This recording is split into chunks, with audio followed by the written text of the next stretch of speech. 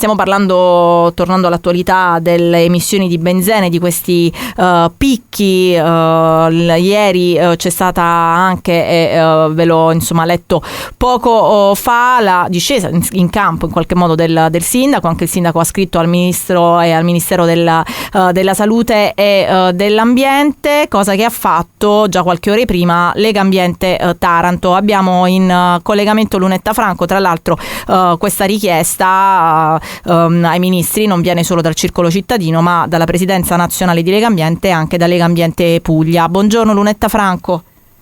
Buongiorno Marina. Dicevamo, questi picchi di benzene, che idea vi siete fatti voi rispetto a queste emissioni che continuano a crescere? E dicevamo che avete scritto al Ministro, ora immagino vi aspettate quanto prima una risposta o dei provvedimenti.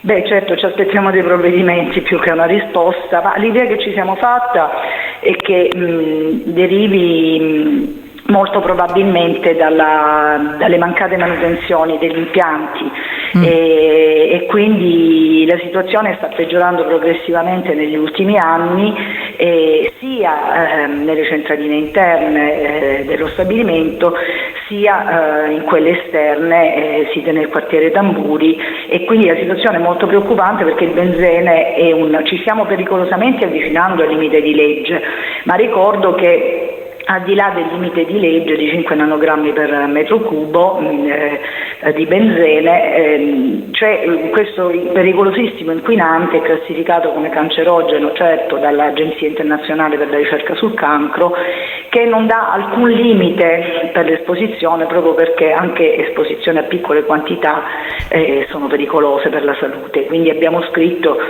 molto preoccupati al Ministero dell'Ambiente, al Ministero della Salute, al Ministro dell'Ambiente e al Ministro della Salute, per chiedere che si provveda immediatamente a ritornare indietro sui valori che erano precedenti a questo aumento progressivo degli ultimi anni, attraverso anche la chiusura degli impianti che evidentemente ne sono la causa. Quindi noi chiediamo provvedimenti immediati, anche perché questo dato risulta vieppiù più preoccupante a fronte di una produzione che è ai minimi storici. Quindi ecco, se il benzene aumenta, quello che colpisce è che comunque siamo fermi a 3 milioni di tonnellate anno rispetto a quella che è la quantità anche massima che è stata autorizzata, che è quella di 6 milioni di tonnellate, e allora ci si domanda: non è correlato alla produzione? E se lo fosse, che cosa accadrebbe se si arrivasse a 6 milioni di tonnellate di produzione? È esattamente questo il problema. Noi infatti chiediamo per l'ennesima volta che si proceda a una valutazione dell'impatto sanitario dello stabilimento siderurgico di Taranto nello stato attuale degli impianti e per la produzione attuale, non soltanto come proiezione appunto rispetto alla produzione massima autorizzata e a una serie di provvedimenti fatti sugli impianti, ma anche sulla produzione autorizzata. Noi vogliamo certezze sul fatto che i cittadini di Taranto non siano esposti a pericoli per la salute ulteriori rispetto a quelli che già vivono quotidianamente. Nella vostra nota riportate anche un passaggio della ASL che mette i brividi, risale ad una relazione del 28 dicembre del 2022 e dice che il rispetto del valore annuale di benzene non garantisce l'assenza di rischi per la salute umana, soprattutto in una popolazione come quella dell'area di Taranto, esposta per anni ad importanti pressioni ambientali con numerose e documentate ricadute sullo stato di salute, sottolineando la necessità che si raggiunga nel più breve tempo possibile una netta riduzione delle emissioni per tutelare la salute. Come dicevi giustamente tu, è un cancerogeno molto pericoloso. Per anni ci siamo soffermati ed è diventato forse anche un claim sulla diossina. Nel frattempo ci inquinava il benzene.